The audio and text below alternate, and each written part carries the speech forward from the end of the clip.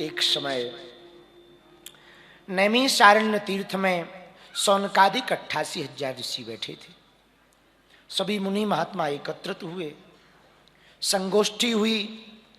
ऋषि तथा मुनियों ने विद्यमान बैठ करके पुराण शास्त्र के वेत्ता श्री सूत जी महाराज से कुछ पूछा, और जो पूछा वो ध्यान पूर्वक सुनो। हे महामुनि, हे महामुने, किस व्रत अथवा किस तपस्या के करने से मनवांछित फल प्राप्त होगा? ऐसा कौन सा उपाय है? आने वाले दिनों में कलिकाल आ रहा, कलयुग आ रहा, कलयुग के ठीक पहले की बात है। आने वाले दिनों में घोर कलिकाल आ रहा, कलयुग में जीवों के पास समय नहीं होगा, अति व्यस्ततम समय होगा। वो जप नहीं कर पाएगा, तप नहीं कर पाएगा, ध्यान नहीं कर पाएगा, उसमें मन भी नहीं लगेगा। ऐसा कोई छोटा सा उपाय बता दो कि उन जीवों के दुख दूर हो जाए, उनको मनवांछित फल प्राप्त हो। जैसे ही पुराणों के वेत्ता श्री सूत जी से ये बात सौनकादिक ऋषियों ने पूछी, तो श्री सूत जी मुस्कुरा करके बोले, हे ऋषियों, जो प्रश्न आपने हमसे कहा, यही प्रश्न एक बार देव ऋषि नारद जी ने भगवान विष्णु से पूछा था। सुनो। एक बार करतल कर मीणा, गावत हरि गुण परम प्रवीणा। नारद जी महाराज सारे संसार का भ्रमण करते करते करते श्री हरि के धाम विष्णु लोक को गए।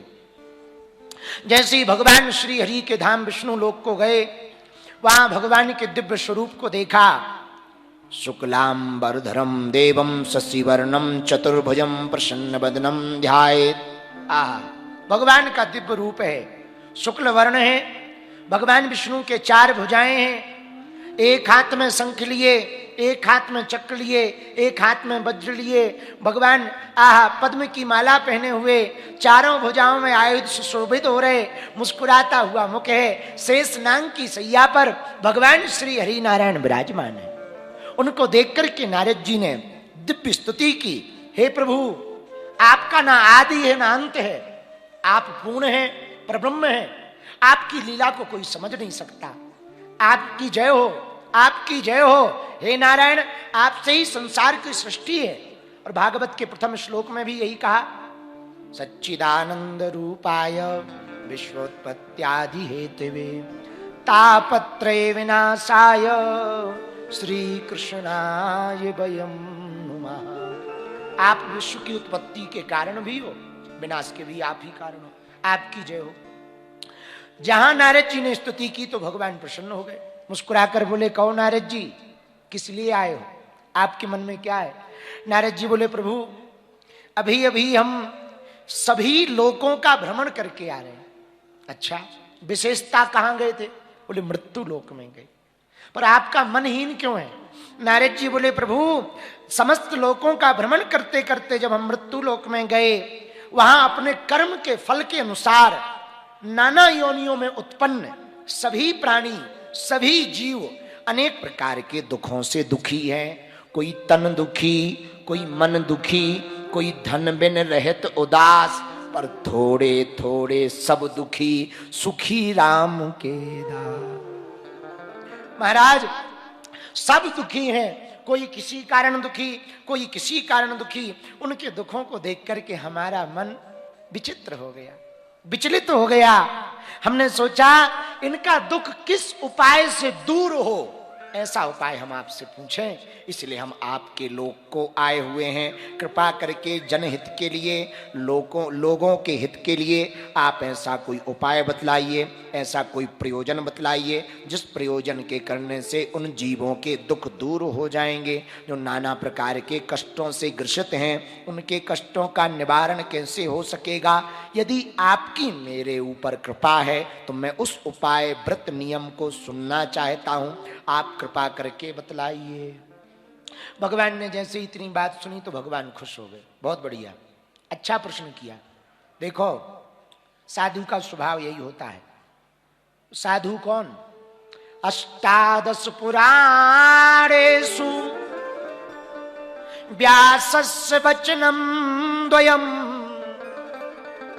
परोपकाराय पुण्याय पापाय परपीडनम। 18 पुराणों में व्यास जी ने 2 वचन विशेष रूप से लिखे। बोले क्या? बोले तो सुनो, साधु का जन्म ही परोपकार के लिए होता है, दूसरों के उपकार के लिए होता है। परोपकाराय पुण्याय पापाय परपीडनम, ये साधु का स्वभाव है। और धर्म क्या? परहित धर्म सहस नहीं भाई, पर पीड़ा सम नहीं अगुनाई। परोपकार से बढ़कर कोई उपकार नहीं। भगवान विष्णु मुस्कुरा करके बोले नारद जी, बा हे वत्स, संसार के ऊपर अनुग्रह करने के लिए आपने नारद जी बहुत अच्छा प्रश्न पूछा। हे देव ऋषि, अब हम आपको एक ऐसा व्रत बतला रहे जिस व्रत के करने से प्राणी मोह से मुक्त हो जाता। बंधन में पड़ा हो तो बंधन खुल जाता है। संतानहीनों को संतान की प्राप्ति होती है, निर्धन को धन की प्राप्ति होती है, भय से ग्रसित व्यक्ति भय मुक्त हो जाता।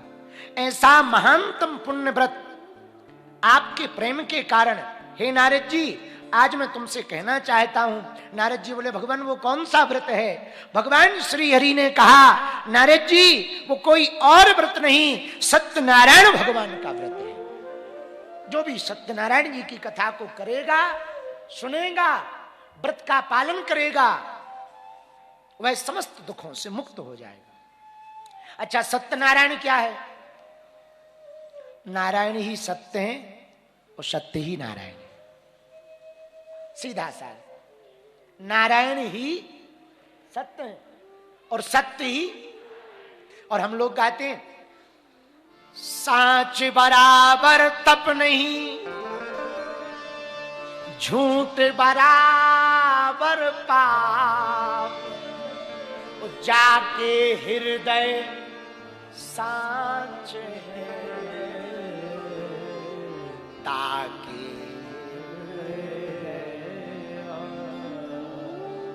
सत्य से बड़ा तो कोई तप ही नहीं। देखो, सत्यम ब्रूयात प्रियम ब्रूयात, सत्य बोलो पर प्रिय भी बोलो। अब कोई अंधा आदमी पूछे कि हमको भाई पार करवा दो, तो तुम कहो, हे अंधे, वहां से मत जा, मर जाएगा कुआं में गिर के।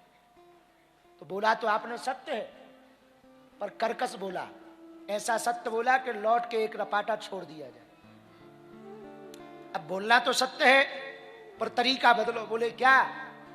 सूरदास जी, वहां से मत जाओ, कुआं है, गिर जाओगे, रास्ता बदल लो। कहां जाना है? चलो हम बता देते। देखो, सत्य भी बोल दिया और प्रिय भी बोल दिया। सत्यम ब्रूयात प्रियम ब्रूयात, सत्य बोलो पर प्रिय बोलो, और यही सत्यनारायण है। नारद जी, हम आपको एक ऐसा उत्तम व्रत कलिकाल में बता रहे, कोई नियम ना कर पाए, जब तब ध्यान ना कर पाए, एक व्रत कर लें सत्यनारायण का, वह जीव समस्त दुखों से मुक्त हो जाएगा। महाराज नारद जी बोले, हे प्रभु, इस व्रत को करने का फल क्या है, विधान क्या है, इस व्रत को किसने किसने किया, कब करना चाहिए, विस्तार पूर्वक बतलाइए। भगवान बोले, सुनो देव ऋषि, यह सत्यनारायण का व्रत दुख शोकादि समनम धन धान प्रवर्धनम,